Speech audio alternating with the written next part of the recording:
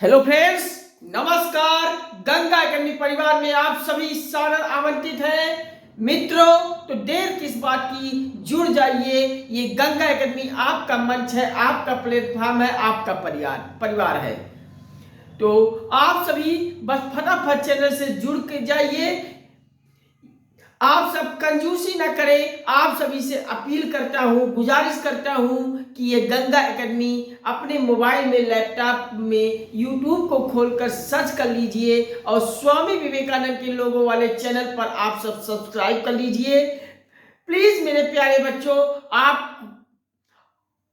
Subscribe करने में आपका एक भी पैसा नहीं लगेगा, तो सब्सक्राइब करने में तनिक भी आप सब कंजूसी ना करें। ये आपका मंच है और आपके इस मंच पर हम सभी प्रतियोगी परीक्षाओं की पूरा कंप्लीट तैयारी निःशुल्क करवाएंगे। तो फटाफट आप सभी देर किस बात की, चैनल को सब्सक्राइब कर लीजिए और सब्सक्राइब करते ही बगल में घंटी आल पे प्रेस कर लीजिएगा, बेल आइकन को ले लीजिएगा, जिससे यहां से वीडियो पब्लिश होते ही सबसे पहले आपको वीडियो दिखे और कोई टॉपिक, कोई वीडियो आपसे छूटने ना पाए। क्योंकि एक भी वीडियो आपका छूट जाएगा तो एक टॉपिक आपका छूट जाएगा, और हर टॉपिक में, हर वीडियो से आपका क्वेश्चन बनते हैं। तो परीक्षा हाल में आपका एक क्वेश्चन गलत ना हो, मेरा उद्देश्य यही है। तो आप सब बेल आइकन को भी ले लीजिएगा, जिससे हर वीडियो को आप सब देखें, कोई टॉपिक, कोई वीडियो छूटने ना पाए। और वीडियोस के देखिए, लाइक शेयर कमेंट के माध्यम से हमें प्यार और सपोर्ट कीजिए। हमारा आत्मबल, आत्मविश्वास, हौसला बढ़ाते जाइए। चैनल के लिंक को, वीडियोस को व्हाट्सएप, फेसबुक, इंस्टाग्राम, ट्विटर इत्यादि हर सोशल साइटों पर अधिक से अधिक शेयर कर दीजिए, हर ग्रुपों में शेयर कर दीजिए। अपने सभी मित्रों, अपने सभी संबंधियों को शेयर कर दीजिए।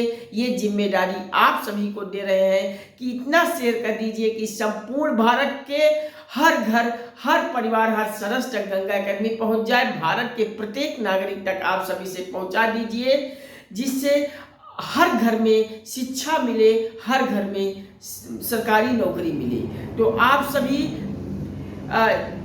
फटाफट चैनल से जुड़ जाइए और इस गंगा एकेडमी पर 1 लाख सब्सक्राइबर पार करा दीजिए।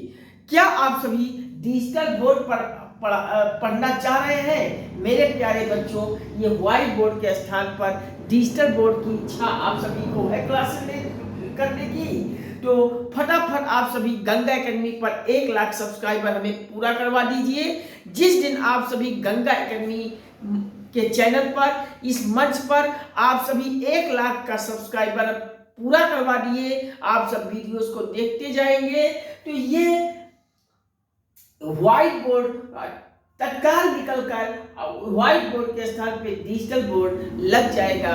बस आप सभी को यही मैं बताना चाहूंगा कि डिजिटल बोर्ड 1 लाख सब्सक्राइबर पूरा कीजिए, डिजिटल बोर्ड लगवाइए और बेहतर से बेहतर एजुकेटर को भी आमंत्रित करके आप सभी के लिए संपूर्ण भारत के हर एक क्षेत्र की पूरी कंप्लीट सिलेबस के तहत हम आपका पूरा प्रतियोगी परीक्षाओं की तैयारी कराऊंगा, और पीडीएफ भी सटीक पीडीएफ भी आप सभी तक उपलब्ध कराऊंगा। तो फटाफट देर किस बात की, चैनल को सब्सक्राइब कर लीजिए और प्यार और सपोर्ट हमें देते जाइए, वीडियोस को देखते जाइए।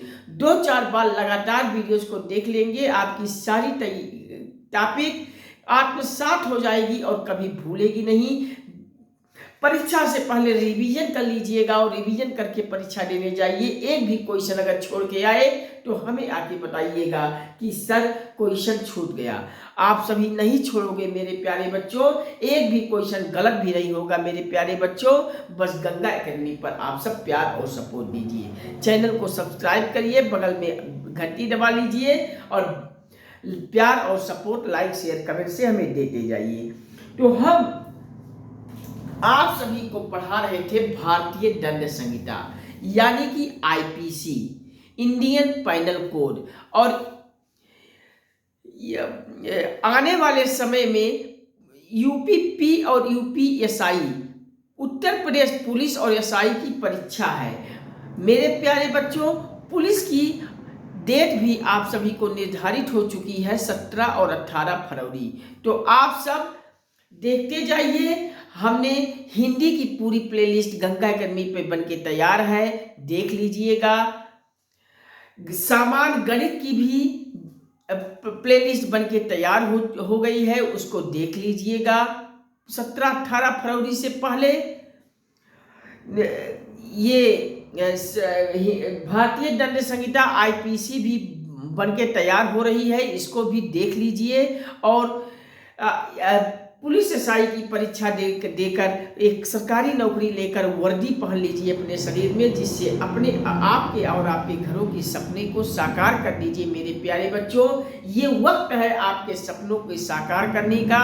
ये 60,244 आपका सीट है, इसमें से एक सीट आपका है। अपना सीट सुनिश्चित कीजिए गंगा एकेडमी यूट्यूब चैनल से जुड़कर। मेरे प्यारे बच्चों, तो हम पिछले सेशन में धारा 159 तक 159 तक हम चर्चा कर चुका था।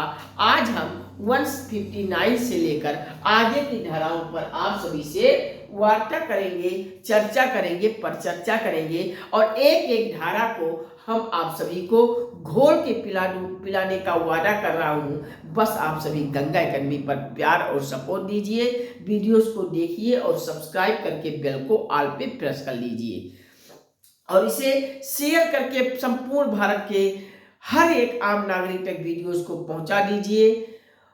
हर घर, हर परिवार, हर सदस्य तक पहुंचा दीजिए और व्हाट्सएप, फेसबुक, इंस्टाग्राम, ट्विटर इत्यादि हर सोशल साइटों पर शेयर कर दीजिए। अपने सभी मित्र संबंधियों को शेयर कर दीजिए। बस आप सभी फटाफट जुड़कर चैनल को सब्सक्राइब करके बगल में घंटी आल पे प्रेस कर लीजिए और 1 लाख सब्सक्राइबर पार कराइए। जल्दी से डिजिटल बोर्ड लगवाइए।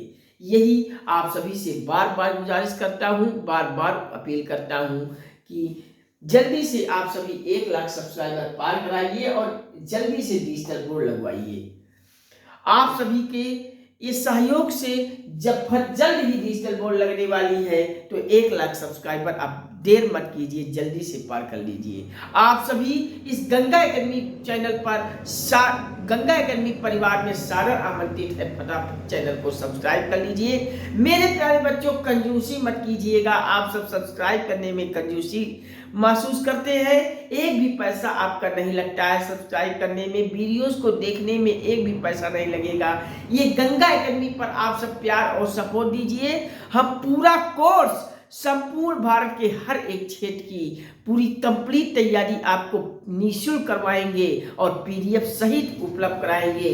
और इतना ही नहीं, आप सभी का प्यार और सपोर्ट मिलता रहेगा।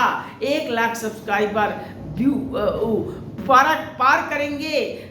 पार करवा देंगे तो जल्द ही एक डिजिटल बोर्ड भी लग जाएगा और बेहतर से बेहतर एजुकेटर को यहाँ आमंत्रित करके आप सभी को संपूर्ण भारत के हर एक क्षेत्र की पूरी प्रतियोगी परीक्षाओं की कंप्लीट तैयारी पूरा करवाएंगे। पीडीएफ भी उपलब्ध कराऊंगा। तो फटाफट आप सभी अब चैनल को सब्सक्राइब कर लीजिए और बगल में घंटी दबा लीजिए और वीडियोस को पूरा देखते जाइए, लगातार देखते जाइए, 2-4 बार लगातार देखते जाइए, रिवीजन करते जाइए।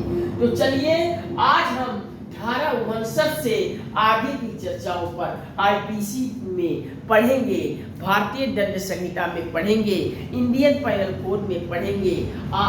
आज शुरू कर रहे हैं धारा 159 से आगे। तो चलिए फटाफट आप सब सुव्यवस्थित ढंग से बैठ जाइए। अब हम सेशन की शुरुआत करते हैं। तो मेरे प्यारे बच्चों, भारतीय दंड संहिता यानी आईपीसी, इंडियन पैनल कोड में धारा 159 क्या कहता है, धारा 159 का क्या प्रावधान है, तो जरा देख लीजिए। धारा 159 कहता है कि धारा 159 में दंगा है। धारा 159 में क्या है?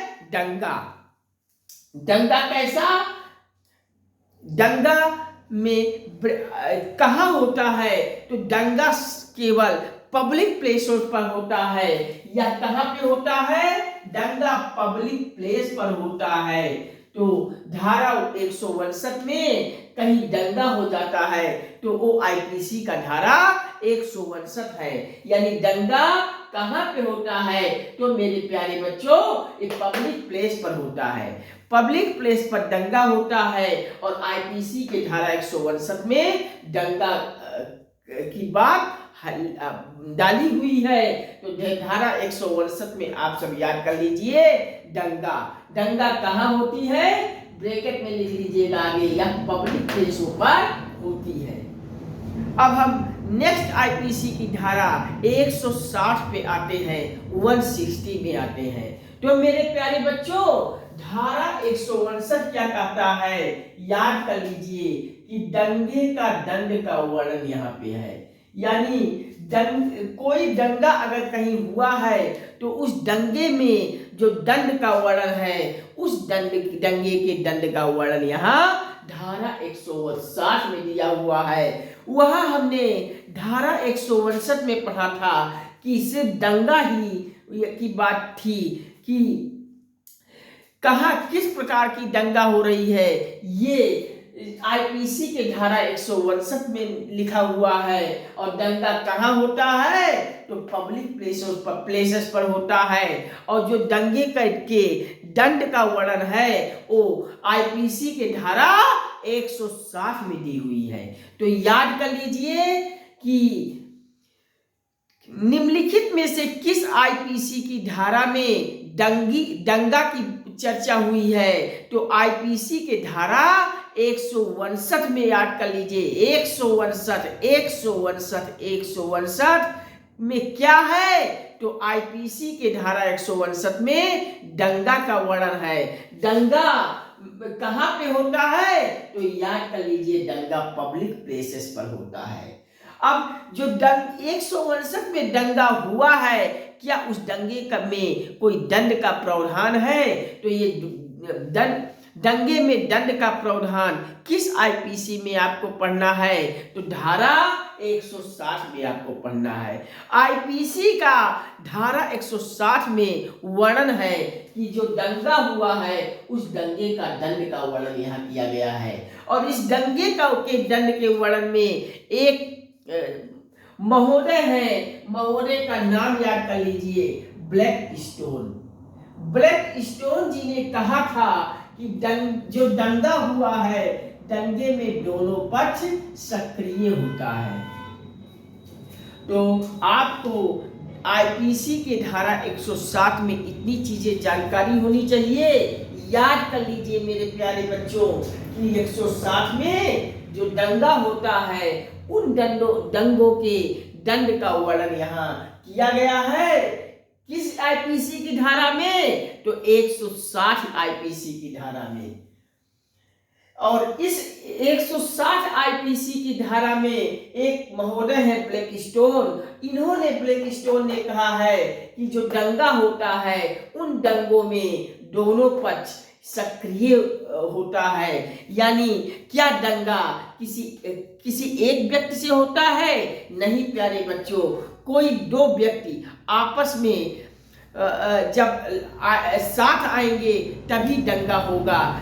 दंगे में एक पक्ष इधर होता है और एक पक्ष इधर होता है और दंगों में दोनों पक्ष सक्रिय होता है और दोनों पक्ष के सक्रिय हो जाने से हो जाती है दंगा।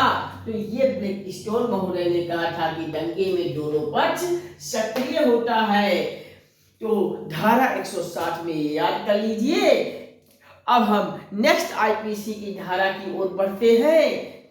नेक्स्ट आईपीसी की धारा है धारा 171 का ए से लेकर धारा 171 आई।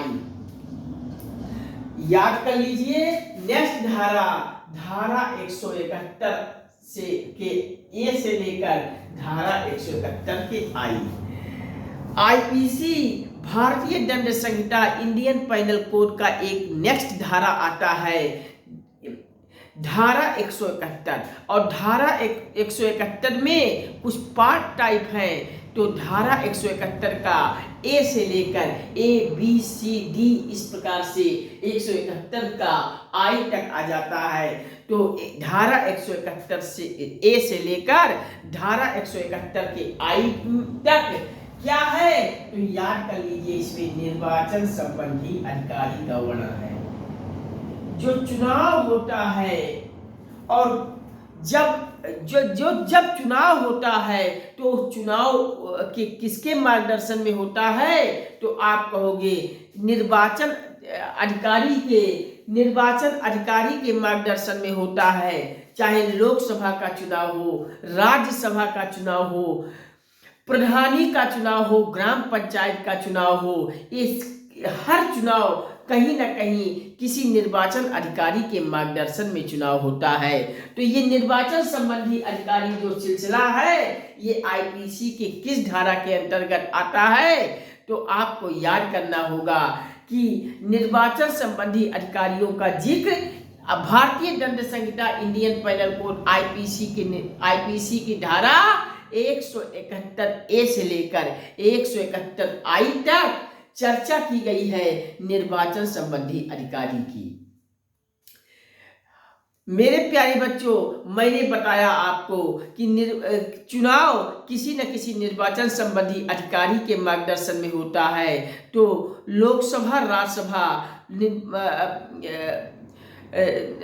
निर्वाचन संबंधी अधिकारी, प्रधानी, ग्राम पंचायती चुनाव भी जो गांव में होता है, वार्डों में होता है, नगर में, तो ये पंचायती चुनाव के भी निर्वाचन संबंधी अधिकारी के मार्गदर्शन में होता है। तो हम आपसे एक क्वेश्चन कर रहा हूं, आप सब कमेंट में हमें बताइएगा। आप सभी के कमेंट को पढ़कर हम आप सभी का उत्तर सही का नाम बताऊंगा। तो जरा हमें बताइए कि पंचायती चुनाव में जो निर्वाचन होता है किस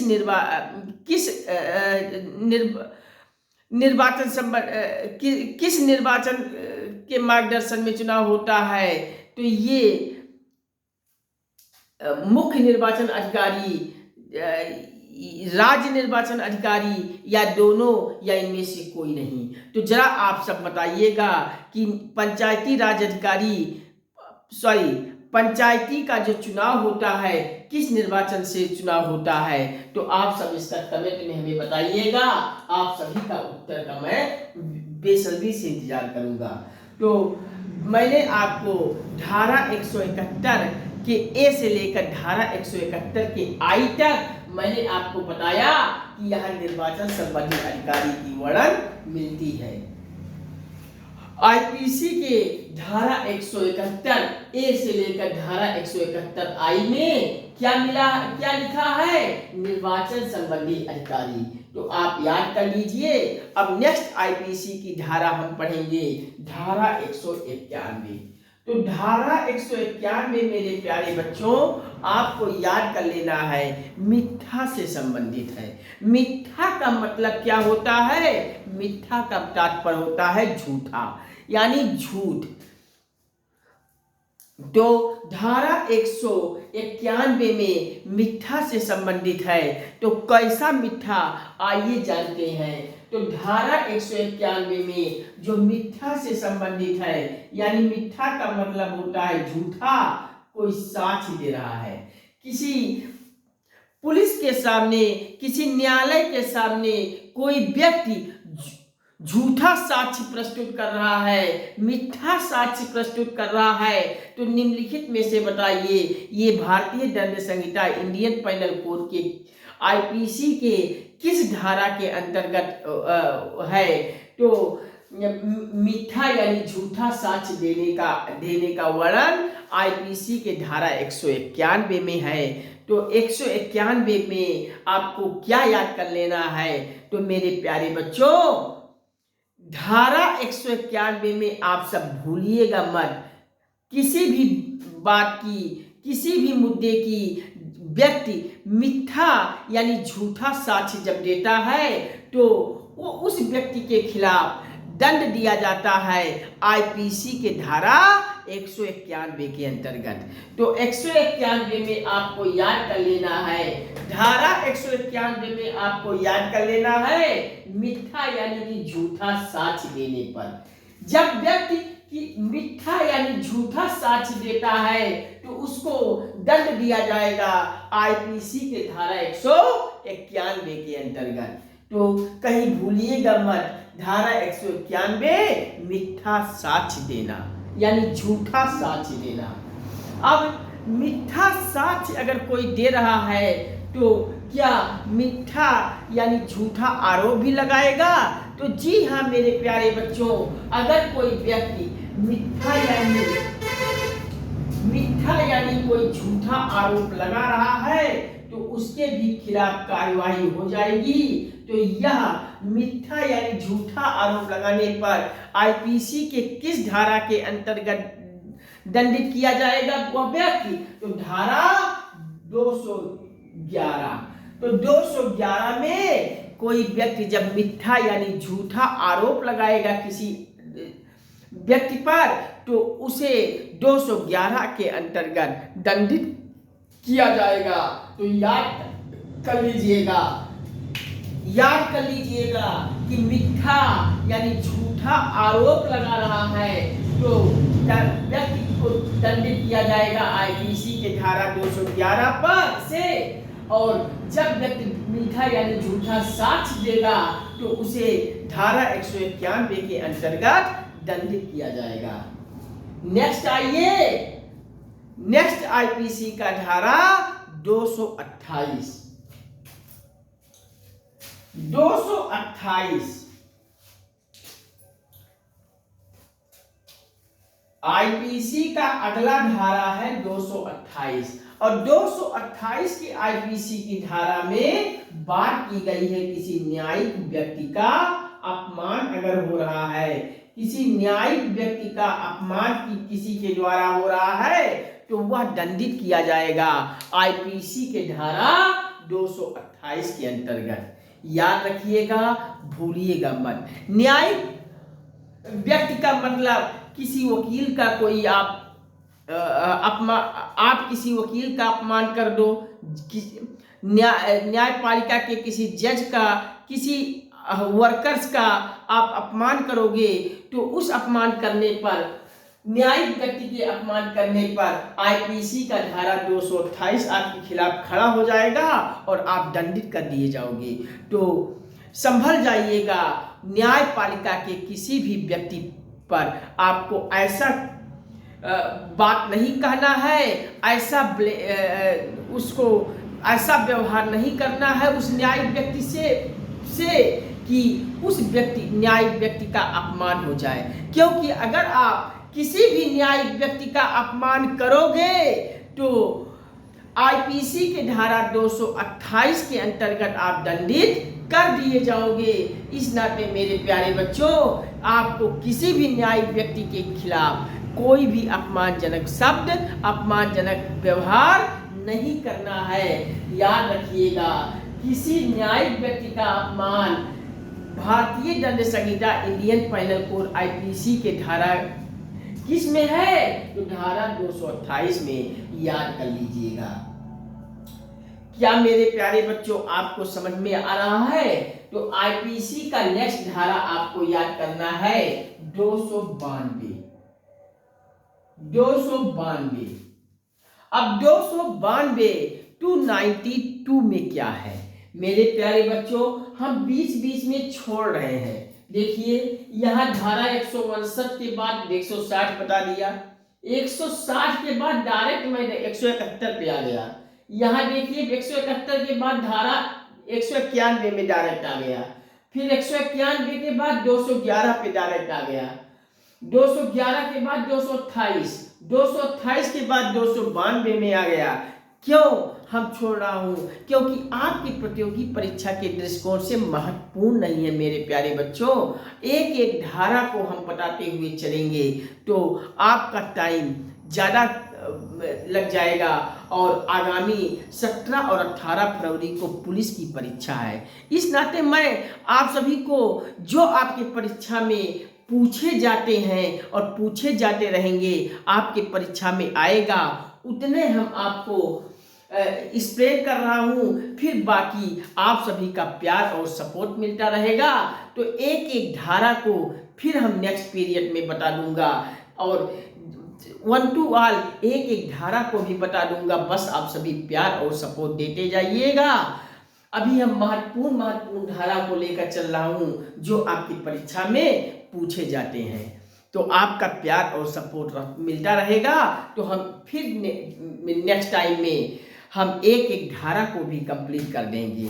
तो मैंने आपको बताया कि धारा 228 में, आईपीसी के धारा 228 में किसी न्यायिक व्यक्ति का अपमान होने पर दंड की व्यवस्था दी गई है और धारा 292 में हम आ रहे हैं। तो धारा 292 में क्या है मेरे प्यारे बच्चों,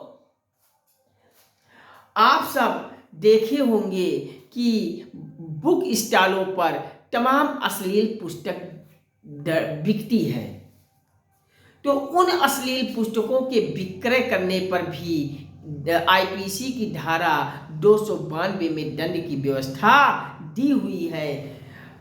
तो 292 में याद कर लेना है, किसी भी अश्लील पुस्तकों का विक्रय। अगर कोई बुक स्टॉल, किसी भी दुकान पर, किसी भी किताब कॉपी के दुकान में अश्लील पुस्तक बिक रहा है, कस्टमर अश्लील पुस्तक खरीद कर दुकान से आ रहा है, तो अश्लील पुस्तकों के विक्रय करने पर भी दंड का प्रावधान आईपीसी में दिया हुआ है, आईपीसी के धारा 292 में। तो पहली बार अगर कोई पकड़ा जाता है दुकानदार, तो उस दुकानदार को यहाँ 2 वर्ष की सजा का प्रावधान दिया गया है। पहली बार अगर कि कोई दुकानदार पकड़ा जाता है अश्लील पुस्तकों का विक्रय करने पर, तो उस दुकानदार पर के खिलाफ 2 साल का सजा का प्रावधान आईपीसी के धारा 292 में प्रावधान दिया हुआ है। और 2 साल की सजा ही नहीं बल्कि इसके साथ 2000 रुपये जुर्माना भी दे होगा। यानी अगर दुकानदार पहली बार पकड़ा गया तो 2 वर्ष का सजा और इसके साथ साथ 2000 रुपये का जुर्माना भी उसे दे करना होगा। लेकिन अगर एक बार पकड़ने के बाद दोबारा फिर वही हरकत करता है, फिर अश्लील किताब बेचता है, तो फिर दोबारा अगर वही दुकानदार पकड़ा जाता है तो अब उससे फिर दंड की व्यवस्था बढ़ा दिया गया है। अब पहली बार जहां 2 वर्ष का कारावास था, जहां 2 वर्ष की सजा का प्रावधान था, अब वही 5 साल की हो गई। और जहां 2000 रुपये की जुर्माना थी, वो जुर्माना राशि भी अब बढ़ जाती है। अब जुर्माना राशि से 5000 रुपया पे करना होगा। यानी दूसरी बार अगर पकड़ा गया तो 5 साल की सजा हो जाती है और 5000 रुपये की जुर्माना दे करना होगा। अब हमें नहीं समझ में आता है कि इतनी बड़ी सजा का प्रावधान बनाया गया है अश्लील पुस्तकों को बेचने के लिए, फिर भी तमाम ऐसे दुकानदार हैं जो धड़ल्ले से बेचते हुए चल रहे हैं। तो ऐसे हमारी एडवाइस है कि ऐसे दुकानदारों को आप सभी खुलकर सख्ती से पेश आइए और जहाँ समझिए कि फला दुकान पे अश्लील पुस्तक का विक्रय हो रहा है, अश्लील पुस्तक बेचा जा रहा है, उन दुकान पर आप पुलिस से संपर्क कीजिए और पुलिस से संपर्क करके ऐसे दुकान पे चले जाइए और अश्लील किताबों को खरीदने के लिए मांगिए और नंगे हाथ ऐसे दुकानदारों को पकड़ा दीजिए, जिससे भारत में ये अपराध खत्म हो जाए। और जब आप सभी एक होकर कार्यवाही कराने के लिए एक हो जाओगे, उसी दिन से भारत में अश्लील पुस्तक बिकना बंद हो जाएगा, क्योंकि ये कहीं ना कहीं एक बड़ा अपराध का रूप धारण कर लेता है। तो याद कर लीजिएगा कि आईपीसी भारतीय दंड संहिता यानी इंडियन पेनल कोड के धारा 292 में क्या है कि किसी भी अश्लील पुस्तकों के विक्रय पर रोक लगाने की प्रक्रिया दी हुई है। यानी इस अश्लील पुस्तक अगर कोई बेचता है तो आईपीसी का धारा 292 के तहत वह पहली बार अगर पकड़ा जाता है तो 2 वर्ष की सजा और 2000 रुपए की जुर्माना की राशि है, और दूसरी बार पुनः पकड़ा जाता है तो अब 2 वर्ष से बढ़ाकर 5 साल की सजा और 2000 से बढ़ाकर 5000 की जुर्माना राशि पे करना होगा। तो याद रखिएगा, यहाँ पहली बार 2 है, ट्रिक आपको बन गया। पहली बार पकड़ा जाता है अश्लील पुस्तक वाला तो 2 यानी 2 वर्ष 2000, और दूसरी बार पकड़ा जाने पे 5 देखिए 5 इसमें भी है 5 इसमें भी है, यानी 5 वर्ष सजा 5000 रुपए जुर्माना। पहली में 2 यानी 2 वर्ष सजा 2 वर्ष 2000 रुपए जुर्माना की राशि दी हुई है। तो याद कर लीजिएगा, आईपीसी की धारा 292 में किसी भी अश्लील पुस्तकों के विक्रय पर रोक लगाया गया है। यानी कोई दुकानदार कोई भी अश्लील पुस्तक नहीं बेच सकता है। अगर बेचा जाता है तो अगर कोई दुकानदार अश्लील पुस्तक बेचता है तो आईपीसी की धारा 292 के अंतर्गत पहली बार पकड़ा जाएगा तो 2 वर्ष की सजा 2000 रुपए की जुर्माना देगा, और दूसरी बार पुनः पकड़ा जाता है तो अब 5 साल की सजा और 5000 रुपए की जुर्माना दे होगा। अब नेक्स्ट आईपीसी की धारा 294, आइए देखते हैं कि आईपीसी की धारा 294 में क्या है। तो 294 में भी यही अश्लील वाला यहाँ भी आ गया। यहाँ अश्लील पुस्तक था 292 में, तो 294 में अश्लील गाना है। अश्लील गाना गाने पर भी दंड का प्रावधान दिया हुआ है। यानी कोई गीतकार किसी भी प्रकार का अश्लील गाना गाएगा तो आईपीसी के धारा 294 के अंतर्गत वह दंडित किया जाएगा। ऐसा प्रावधान आईपीसी के धारा 294 में बनाया हुआ गया है।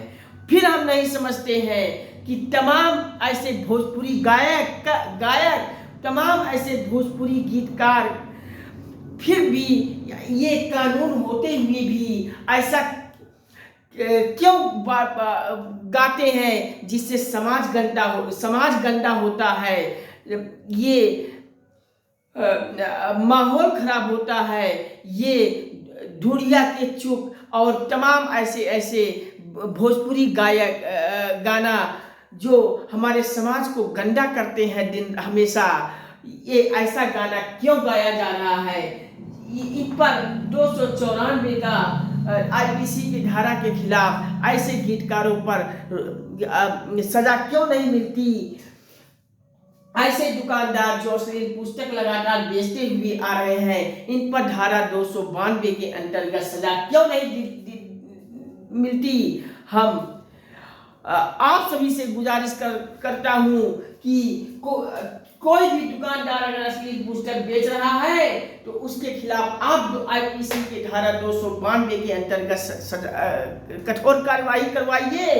अगर कोई भोजपुरी गायकर या भोजपुरी गीतकार यानी कोई भी प्रकार का गीतकार अगर अश्लील गाना गाकर मीडिया पे दे रहा है, सोशल मीडिया पर दे रहा है, तो आप ऐसे गीतकारों को आप धारा आईपीसी के धारा 294 के अंतर्गत उस पर कार्रवाई करवाइए, एफआईआर दर्ज करवाइए। तो याद कर लीजिएगा, आईपीसी के धारा 292 के अंतर्गत किसी भी अश्लील पुस्तकों का विक्रय है, यानी पहली बार दुकानदार पकड़ा जाता है तो 2 वर्ष की सजा 2000 रुपए की जुर्माना, और दूसरी बार फिर पकड़ा जाता है तो 5 साल की सजा और 5000 रुपए की जुर्माना दे होता है। और धारा 294 के अंतर्गत कोई गीतकार अगर अश्लील गाना गा रहा है तो उस अश्लील गाने पर भी दंड का प्रावधान आईपीसी के धारा 294 में दिया हुआ है। तो ये समाज को गंदा करने वाले पर ये ऐसा ठोस कार्यवाही दिया हुआ है। लेकिन हमारे भारत की ये दुर्भाग्य है कि किसी भी दुकानदार, धड़ल्ले से हर एक दुकानदार अश्लील किताब बेच रहा है, लेकिन कोई कार्यवाही नहीं की जाती है। ये हमारे भारत की दुर्भाग्य है, ये हम सभी की दुर्भाग्य है कि हम सब कार्यवाही नहीं करवा पाते हैं। तमाम ऐसे आजकल भोजपुरी गीतकार आ गए हैं जो दिन रात उस गंदे से गंदा गाना गाते हैं, जिससे समाज गंदा होता जा रहा है।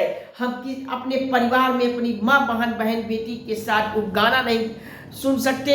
ऐसे गानों पर हमें रोक लगानी चाहिए और ऐसे गाने गाने वालों पर धारा आईपीसी के धारा 294 के अंतर्गत दंडित करने का प्रावधान होते हुए भी ये हमारे भारत की दुर्भाग्य है कि वो व्यक्ति गाना गाता जाता है लेकिन कोई कार्यवाही नहीं होती है उस पर। ये हमारे भारत की दुर्भाग्य है, हम सभी की दुर्भाग्य है। तो हम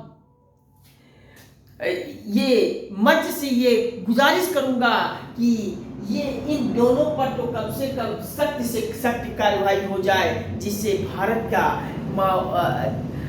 गंदा माहौल भारत में न उत्पन्न हो पाए। अब धारा 292 समझ गए, धारा 294 समझ गए, तो अब नेक्स्ट आईपीसी की धारा 299 पे आइए। तो धारा 299 में क्या है मेरे प्यारे बच्चों? तो धारा 299 में याद कर लीजिए, आपराधिक मानव बल। आपराधिक मानव बल का वर्णन मिलता है आईपीसी के धारा 299 में।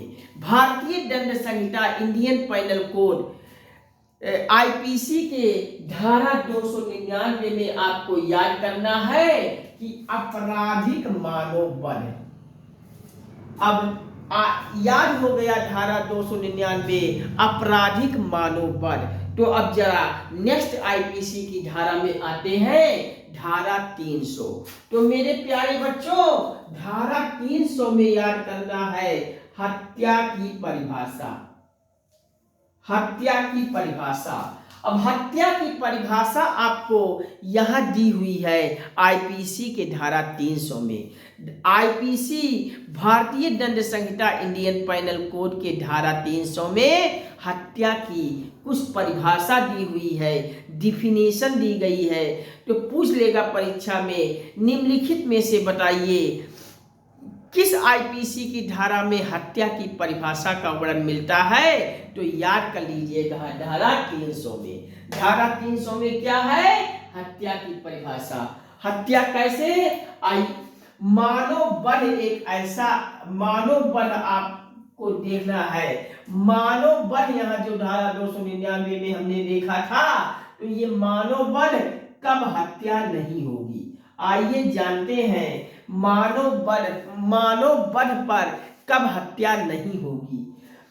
मानव से कोई बल अगर हो जा रही है, कोई बल हो जा रहा है, मानव से कब किसी की ऐसी मृत्यु हो जा रही है जो हत्या नहीं होगी। जैसे अचानक मानव से लड़ाई हो जाए, अचानक लड़ाई हो जा रही है और उस लड़ाई के दौरान ही किसी की मृत्यु हो जा रही है, तो ऐसे में वह बल कहा जाएगा, हत्या नहीं होगी। बल और हत्या दोनों में अंतर है मेरे प्यारे बच्चों। बल और हत्या दोनों मृत्यु से ही संबंधित है। हत्या में भी मृत्यु हो जाती है, वध में भी मृत्यु हो जाती है, लेकिन वध और हत्या में है अंतर। कैसा अंतर? हत्या होगी तो उसमें दंड का प्रावधान आ जाएगा, लेकिन वध में मृत्यु जरूर हो रही है लेकिन उसमें कोई दंड नहीं होगा। कैसे? मानव वध कब हत्या नहीं होगी? तो अगर अचानक लड़ाई हो जा रही है और उस लड़ाई के दौरान किसी की मृत्यु हो जा रही है तो वह एक वध है, लेकिन हत्या नहीं समझा जाएगा। अगर किसी की सहमति के द्वारा अगर किसी की मृत्यु हो जा रही है तो वह वध होगा, हत्या नहीं होगी। अगर शिशु यानी कोई बच्चा है या मद्योमत या मादक व्यक्ति, नशे वाला व्यक्ति के द्वारा अगर कोई मृत्यु हो रही है तो ऐसे में वो वध होगा, हत्या नहीं कहा जाएगा। अचानक कोई प्रकोपन हो जा रहा है तो वो वध होगा, हत्या नहीं होगा। निजी अगर कोई प्रतिरक्षा है तो ये भी वध समझा जाएगा, हत्या नहीं समझा जाएगा। तो ऐसे में आप इन हालतों पर ये वध कहा जाता है, हत्या नहीं कहा जाएगा। यानी अगर किसी की अचानक लड़ाई हो जाती है और उस लड़ाई में किसी की मृत्यु हो जाएगी तो ये वध समझा जाएगा, हत्या नहीं। सहमति के द्वारा किसी की मृत्यु हो जा रही है आपस में सहमति से, तो उसको भी वध समझा जाएगा, हत्या नहीं समझा जाएगा। शिशु कोई छोटा सा बच्चा है, लगा दिया एक कंटाप और अगले बच्चे का मृत्यु हो जाती है तो वो भी एक वध है, उस हत्या नहीं समझा जाएगा। ऐसे में नशा वाला व्यक्ति पर भी ये नियम लागू होता है, वध नहीं होगा, हत्या नहीं, वध होगा, हत्या नहीं। अचानक प्रकोपन वाले में भी वध नहीं समझा जाएगा, हत्या नहीं। निजी प्रतिरक्षा वाले में भी वध होगा, हत्या नहीं। तो ये सारे हालतों को वध कहा जाता है, हत्या नहीं कहा जाता है। तो नेक्स्ट आईपीसी की धारा 302 आप सब बहुत सुने होंगे। 302 लड़ाई झगड़ा में मारपीट हुई और लड़ाई झगड़ा में मारपीट होती है और ऑन द स्पॉट उसी स्थल पे किसी व्यक्ति की मृत्यु हो जा रही है तो 302 का मुलजिम बन जाता है, 302 का अपराध हो जाता है। तो ये 302 यही हत्या यहाँ धारा 302 में क्या है, आईपीसी के धारा 302 भारतीय दंड संहिता इंडियन पैनल कोड आईपीसी के धारा 302 में किसका वर्णन है, तो हत्या के दंड का यहाँ वर्णन किया गया है। जो हत्या में जो दंड होता है उस हत्या के दंड का यहाँ वर्णन किया गया है आईपीसी के धारा 302 में। अब नेक्स्ट आईपीसी के धारा 304 आइए देख लेते हैं। 304 क्या है, तो मेरे प्यारे बच्चों 304 में है दहेज मृत्यु। दहेज मृत्यु जो आजकल कल्चर में ज्यादा ये मुकदमा होता है दहेज मृत्यु पर। कुछ सही मुकदमा भी होता है, कुछ इसका दुरुपयोग भी होता है, क्योंकि हर कानून का दुरुपयोग होता है। आजकल ये दहेज वाले मामले में तो तमाम गलत मुकदमा भी लड़की पक्ष से किया जा रहा है और इससे पुरुष वर्ग इस दहेज वाले मामला में घिर जाता है, क्योंकि दहेज वाले मामला में सिर्फ और सिर्फ लड़की की सुनी जाती है, लड़का इसमें साइलेंट हो जाता है, पुरुष इसमें साइलेंट हो जाता है। तो आईपीसी का धारा 304 का कहता है दहेज मृत्यु के मामले में, यानी दहेज मृत्यु कब होती है, जब शादी होती है, शादी के 7 वर्ष के भीतर अगर किसी की मृत्यु हो जा रही है तो ये मुकदमा दहेज 304 के अंतर्गत दहेज मृत्यु के अंतर्गत मुकदमा होगा। लेकिन अगर 60 वर्ष समय पार कर गया है, 60 वर्ष के बाद अगर लड़की पक्ष की मृत्यु होती है तो ये दहेज मृत्यु की में नहीं कहा जाएगा। तो यहाँ धारा 304 का आईपीसी के धारा 304 का 304 में आपको दहेज मृत्यु याद कर लेना है। दहेज मृत्यु कब से कब तक होता है? तो दहेज मृत्यु जब शादी होती है तो उस शादी के 60 वर्ष के भीतर ही यह दंड दिया जाता है। यानी अगर 60 वर्ष बीत गया है तो 60 वर्ष के बाद यह दंड नहीं माना जाता है। 60 वर्ष के बाद यह दंड नहीं माना जाता है। शादी के 60 वर्ष के अंदर अंदर अगर मृत्यु हो रही है दहेज मामले में तो ये मुकदमा बनेगा, लेकिन 60 वर्ष के भीतर ये मुकदमा नहीं बनेगा। 60 वर्ष के बाद की स्थिति में अगर मृत्यु हो रही है तो ये दहेज मृत्यु का मुकदमा नहीं बनेगा, लेकिन 60 वर्ष के भीतर अगर मृत्यु हो रही है तो 304 के अंतर्गत आईपीसी में मुकदमा हो जाएगा। और इसमें सजा क्या मिलती है? तो 304 आईपीसी के 304 के का में जो सजा मिलती है 60 वर्ष तक कैद हो जाता है या आजीवन कारावास हो जाता है। अगर आईपीसी के धारा 304 के अंतर्गत किसी की मृत्यु होती है दहेज मृत्यु के मामले में लड़की पक्ष का, तो इसमें जो सजा होगी पुरुष वर्ग का में इसमें जो सजा होगी ये 60 वर्ष की सजा होगी या 60 वर्ष के साथ साथ आजीवन कारावास भी हो सकता है। और ये सजा में आपको ये भी याद रखना है कि दहेज मृत्यु 304 के का में शादी के 60 वर्ष के अंदर अंदर मृत्यु होना निश्चित है। यानी शादी हुई, लड़की अपने मायके से ससुराल जाती है और ससुराल शादी के 7 साल के अंदर वो ससुराल में अगर मृत्यु हो जाती है लड़की तो 7 साल के अंदर अगर मृत्यु हो जा रही है तो 304 के अंतर्गत दहेज मृत्यु के में वो कानून बन जाएगा और लड़के पक्ष की सजा इसमें हो जाएगी। और सजा कब तक होगी? तो सजा 7 वर्ष तक या हो जाएगी या इसके साथ साथ आजीवन कारावास भी हो जाएगी। अब नेक्स्ट आईपीसी का धारा आ जाते हैं 309। तो 309 में आपको याद करना है आत्महत्या का कोई प्रयत्न कर रहा है। तो आत्महत्या का कोई प्रयत्न कर रहा है तो उसको आईपीसी के अंतर्गत 309 के अंतर्गत उसमें सजा दी जाएगी। इसमें सजा का प्रावधान है 1 वर्ष तक का कैद या जुर्माना अथवा दोनों।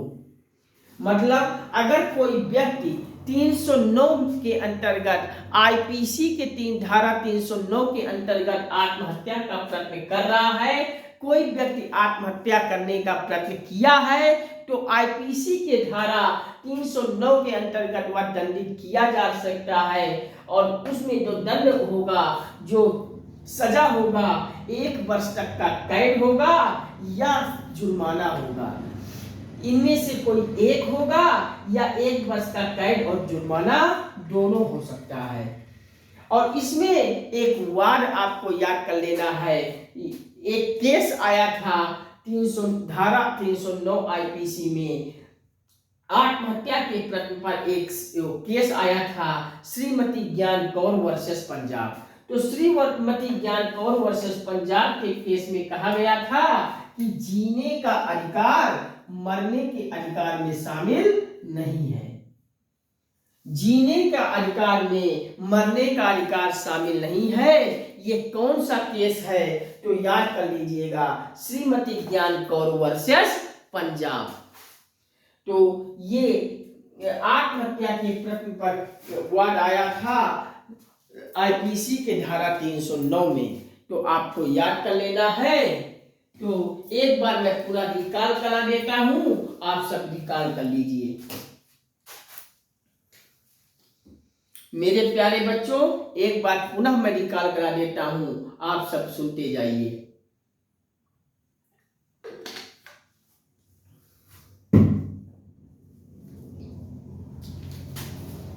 धारा 159 में आईपीसी के धारा 59 में दंगा है। दंगा कहाँ होता है? पब्लिक प्लेस पर होता है। धारा 160 में यहाँ जो दंगा हुआ था 159 में, इस दंगे का दंड का वर्णन दिया हुआ है। इसमें ब्लैक स्टोन ने कहा था कि दंगे में दोनों पक्ष सक्रिय होता है। अब नेक्स्ट आईपीसी का धारा 171 का ए से लेकर धारा 171 का आई, और इसमें निर्वाचन संबंधी अधिकारी का वर्णन मिलता है। नेक्स्ट आईपीसी का धारा 191 में झूठ है यानी मिथ्या, कोई साक्ष्य दे रहा है तो आईपीसी के धारा 191 के अंतर्गत दंड का प्रावधान दिया हुआ है। नेक्स्ट आईपीसी का धारा 211, इसमें भी मिथ्या यानी झूठा कोई आरोप लगा रहा है तो दंडित करने का प्रावधान बनाया गया है धारा 211 में। नेक्स्ट आईपीसी के धारा 228 में किसी न्यायिक व्यक्ति का अपमान हो जाता है तो यह दंड का प्रावधान आईपीसी के धारा 228 में है। नेक्स्ट आईपीसी के धारा 292, और 292 में क्या है?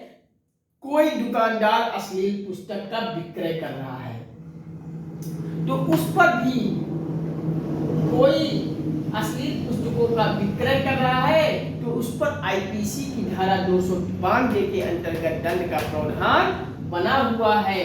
पहली बार पकड़ा जाता है व्यक्ति तो 2 वर्ष की सजा और 2000 की जुर्माना, और दूसरी बार फिर पकड़ा गया तो अब 5 साल की सजा और 5000 जुर्माना हो जाएगी। अब नेक्स्ट, अभी अश्लील पुस्तक देखा, अब अश्लील गाना पर आ जाइए। तो आईपीसी के धारा 294 में अश्लील गाना गाने पर दंड है। मतलब कोई उल्टा सीधा गाना गा रहा है, चोलिया के हुक राजा जी, धुनिया के चौक राजा जी, दुनिया भर का ये भोजपुरी के जो कुकुरमुत्ते टाइप गीतकार आ गए हैं जो हमें अपने गाने के माध्यम से समाज को गंदा कर रहे हैं, ऐसे गीतकारों पर भी दंड की व्यवस्था आईपीसी में बनाई गई है धारा 294 में। लेकिन ये भारत का दुर्भाग्य है मेरे प्यारे बच्चों कि न अश्लील पुस्तक पर कोई रोक लगती है, न कोई अश्लील पुस्तक बेचने पर दंड दिया जा रहा है, न अश्लील गाना गाने पर कोई दंड की व्यवस्था है, न किसी गीतकार पर सख्ती बरता जा रहा है। और दिन प्रतिदिन ये हमारे भारत के समाज को गंदा किया जा रहा है ये अश्लील गानों के माध्यम से, अश्लील पुस्तक बेचने के पर। फिर भी हमारी शासन, प्रशासन, न्यायपालिका सब कुछ मौन हो जाती है, सब कुछ कानून होते हुए भी। लेकिन ये कहीं ना कहीं गलत है। इस पर हमारी मानिए तो अश्लील पुस्तक पर भी सख्ती से पेश आना चाहिए, अश्लील गाने पर भी सख्ती से पेश आना चाहिए। लेकिन इसमें पता नहीं शासन, प्रशासन, न्यायपालिका क्यों मौन रहती है। तो धारा 294 में अश्लील गाना गाने पर दंड की व्यवस्था आईपीसी में बना हुआ है। आईपीसी के धारा 299 में आपराधिक मानव वध का वर्णन है, और धारा 300 में हत्या की परिभाषा का दंड की व्यवस्था है। मानव वध कब नहीं होती है? जैसे अचानक लड़ाई के दौरान किसी की मृत्यु हो जा रही है, सहमति द्वारा किसी की मृत्यु हो जा रही है, शिशु मध्यमत व्यक्ति द्वारा किसी की मृत्यु हो रही है, अचानक प्रकोपन से किसी की मृत्यु हो रही है, निजी प्रतिरक्षा से किसी की मृत्यु हो रही है, तो इन हालतों को वध कहा जाता है, हत्या नहीं कहा जाता है। याद रखिएगा मेरे प्यारे बच्चों, आईपीसी के धारा 300 में ये बात दिया हुआ है। आईपीसी की धारा 302 में हत्या के दंड का वर्णन किया गया है, और 304 के क में आ जाइए। आईपीसी के धारा 304 के क में दहेज मृत्यु है, यानी लड़की शादी के बाद अपने मायके से ससुराल जाती है तो अगर शादी के 7 वर्ष के अंदर अगर उसकी कहीं हत्या हो जाती है तो वो दहेज मृत्यु के अंतर्गत आ जाता है, दहेज उत्पीड़न का केस बन जाता है। और 7 वर्ष के बाद अगर यही मृत्यु होती है तो दहेज उत्पीड़न का केस नहीं बनेगा। याद रखिएगा मेरे प्यारे बच्चों, आईपीसी का धारा 304 के अंतर्गत जो दहेज उत्पीड़न का केस होता है, दहेज मृत्यु वाले मामले के में जो केस बनता है वो शादी के 7 वर्ष के अंदर मृत्यु होने पर बनता है। शादी के 7 वर्ष के बाद अगर मृत्यु होती है तो दहेज उत्पीड़न का केस नहीं बनता है। और दहेज उत्पीड़न यानी दहेज मृत्यु पर जो केस होगा उस केस में जो सजा मिलती है 7 वर्ष की कैद अथवा आजीवन कारावास हो सकता है। दहेज उत्पीड़न में वर पक्ष को 7 वर्ष का कैद या फिर आजीवन कारावास की सजा हो सकती है, याद रखिएगा।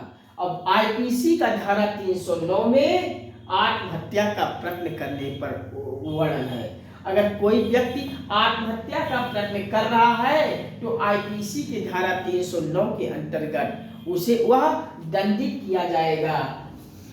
और दंड की व्यवस्था यहाँ दिया हुआ है 309 में कि 1 वर्ष का कैद अथवा जुर्माना, या फिर 1 वर्ष का कैद और जुर्माना दोनों भी हो सकता है।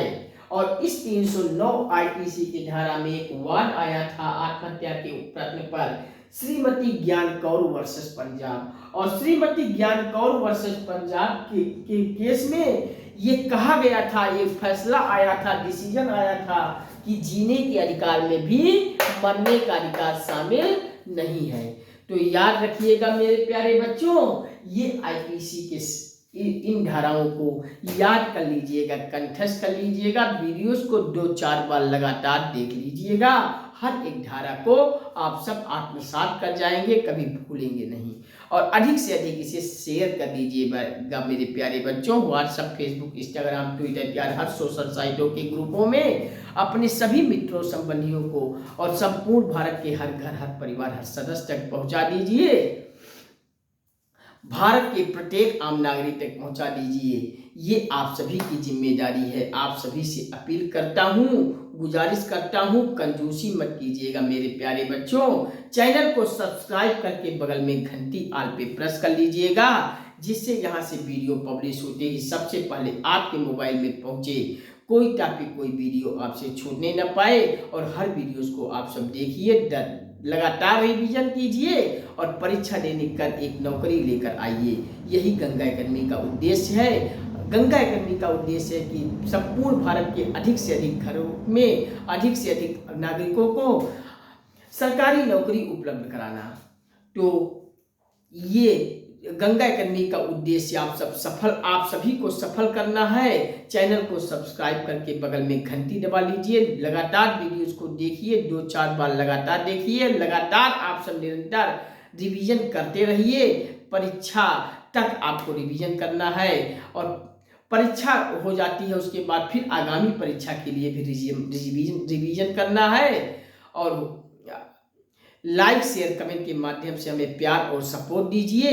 हमारा आत्मबल, आत्मविश्वास, हौसला बढ़ाते जाइए। व्हाट्सएप, फेसबुक, इंस्टाग्राम, ट्विटर पे हर जगह से शेयर कर दीजिए, हर ग्रुपों में अपने सभी मित्रों को। और अधिक से अधिक घरों में, अधिक से अधिक परिवारों में इसे पहुंचाइए। भारत के संपूर्ण भारत के हर घर, हर परिवार, हर सदस्य, भारत के प्रत्येक आम नागरिक तक इसे पहुंचा दीजिए। हम वादा करता हूं आप सभी हमें प्यार और सपोर्ट देते जाएंगे तो संपूर्ण भारत के हर एक क्षेत्र में की सभी प्रतियोगी परीक्षाओं की पूरी कंप्लीट तैयारी निःशुल्क कराएंगे आप सभी को गंगा एकेडमी यूट्यूब चैनल के माध्यम से,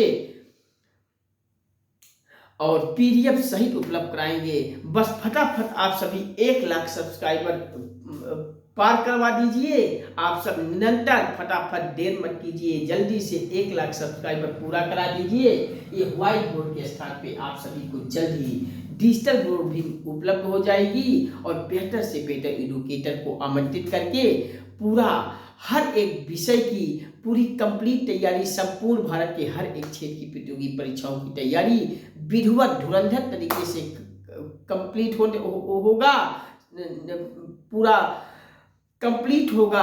फुल सिलेबस पर कब तैयारी करवाएंगे और पीडीएफ सहित आप सभी को तैयारी करवाएंगे। बस आप सभी मेरा साथ दीजिए और हम आपके साथ जुड़ चुके हैं। जुड़ जाइए आप सब, कंजूसी मत कीजिए मेरे प्यारे बच्चों। सब्सक्राइब करने में कोई पैसा नहीं लगेगा, बस आप सभी भी जुड़ जाइए मेरे साथ और वीडियोस को देखते जाइए। तो चलिए आज के सेशन में यहाँ ये 169 से हम 309 तक आज के सेशन में आईपीसी के धारा को कंप्लीट कर चुके। नेक्स्ट वीडियो में नेक्स्ट एपिसोड में फिर मिलता हूँ इसके आगे के धाराओं पर। और आप सब निरंतर पढ़ते जाइए, चैनल को सपोर्ट करके जाइए, हमें प्यार और सपोर्ट दीजिए, हमारा आत्मबल आत्मविश्वास हौसला बढ़ाते जाइए। एक संपूर्ण भारत के हर एक क्षेत्र को कंप्लीट कराएंगे, हर एक प्रतियोगी परीक्षाओं का फुल सिलेबस की तैयारी कराएंगे, पीडीएफ सहित उपलब्ध कराएंगे। बस आप सभी फटाफट जुड़ते जाइए और 1 लाख सब्सक्राइबर पार करा दीजिए।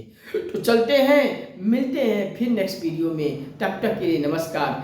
Thank you watching for this video. जय हिंद, वंदे मातरम, जय श्री राम, राधे राधे बच्चों, हर हर महादेव, हर हर गंगे। फिर मिलूंगा बहुत जल्द आपके बीच। तब तक के लिए नमस्कार। बब्बा और कंजूसी मत कीजिएगा मेरे प्यारे बच्चों, आपसे गुजारिश करता हूँ, सहृदय कोट कोट प्रणाम करता हूँ। आप सभी चैनल को सब्सक्राइब करके बगल में घंटी दबा लीजिएगा और 1 लाख सब्सक्राइबर पूरा करवा दीजिए। और 1 लाख सब्सक्राइबर पूरा करा दीजिए और हमारा आत्मबल आत्मविश्वास हौसला बढ़ाकर हमें प्यार और सपोर्ट देते जाइए। तो चलते हैं, मिलते हैं फिर नेक्स्ट वीडियो में। बब्बा, thank you, all the best.